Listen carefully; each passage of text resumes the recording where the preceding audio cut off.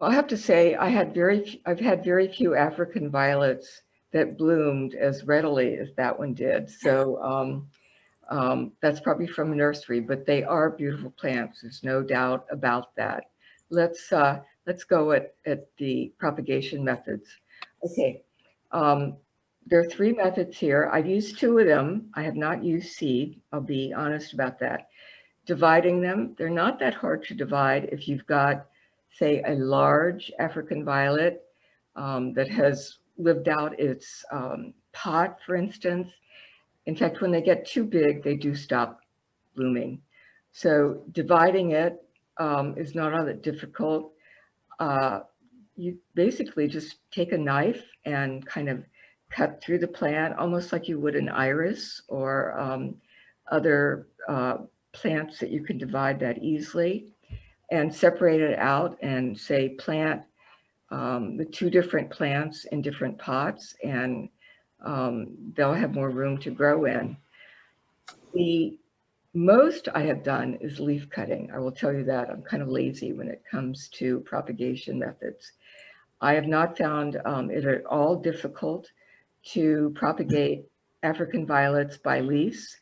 Um, I'm sure that there are really fancy ways to do this, um, but I have just put it in water and one leaf, and lo and behold, in a few weeks, little roots start to appear at the bottom.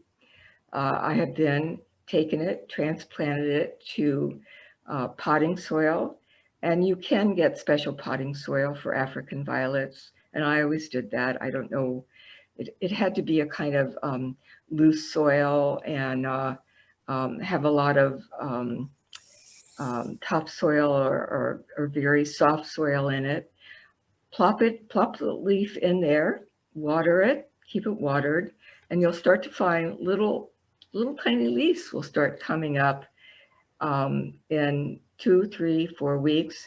In fact, sometimes even when you use the leaf cutting, little tiny leaves will actually appear before you even planted it. So I have not found African violets to be difficult to propagate using those two methods. I have never used seed. So I don't know just exactly what varieties are best to use for seeds.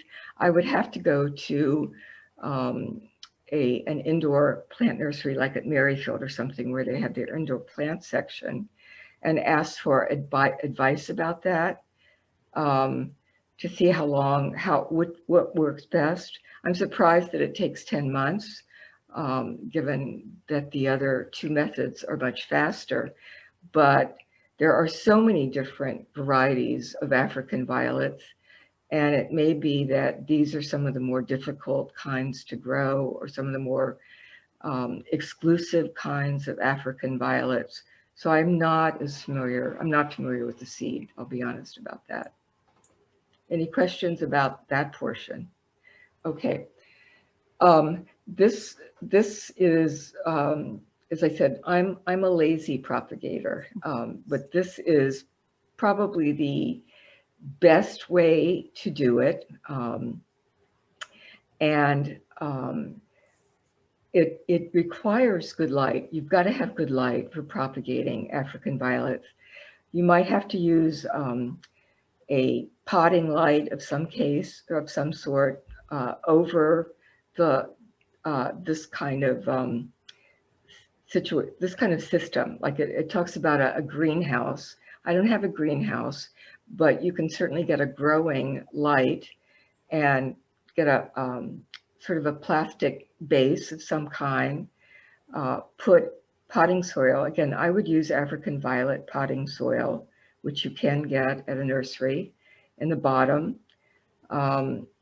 and put these leaves into the soil. This would be before they have actually rooted. As I said, I like to root them in water, but because African violets are so easy to propagate, if you keep the soil moist and you've got good light, I'm sure that they would all very easily propagate here. you're going to have a lot of African violets. So you're going to have to divide some of these, I would say, because you can't plant them all in one pot. Again, it talks about putting the African violets in an east, which gets morning sun, or south window, which gets afternoon sun. South windows can be too hot for African violets. They can scorch the leaves. East window is the best. If you do put them in a south window, you might need to move them a little bit in the afternoon in the summer when the sun is at its strongest. And as it said, your plants will appear in 2.5 months. African violets are happy little plants that propagate very quickly. They're almost like rabbits, you might say.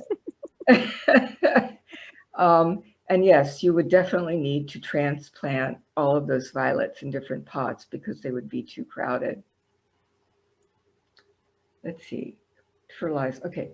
Almost any newly planted plant should not be fertilized immediately because the initial message is to grow roots, not grow leaves. And when you fertilize, it thinks, oh, this person wants me to grow a bunch of leaves. Well, you really want to get a good root structure going. So you would not want to fertilize single leaves or rooted cuttings.